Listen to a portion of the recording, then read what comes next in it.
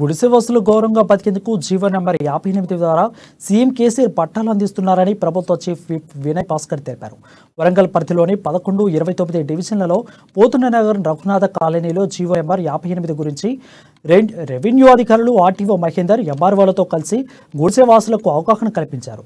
ఈ కార్యక్రమంలో స్థానిక కార్పొరేటర్ బీఆర్ఎస్ నాయకులు పెద్ద ఎత్తున పాల్గొన్నారు.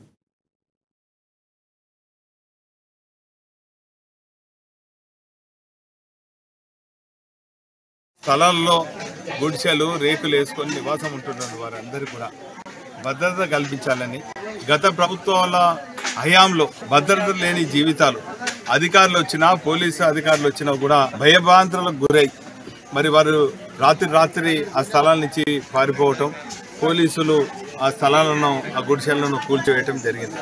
కానీ తెలంగాణ రాష్ట్రం ఏర్పడిన తర్వాత వారికి భద్రత కల్పిస్తూ ఆ ప్రాంతాలలో వారికి కావాల్సిన మౌలిక సదుపాయాలు, సిమెంట్ సీసీ రోడ్స్ కానీ, మోరీలు కానీ, లైట్లు కానీ ఒకదానికొకటి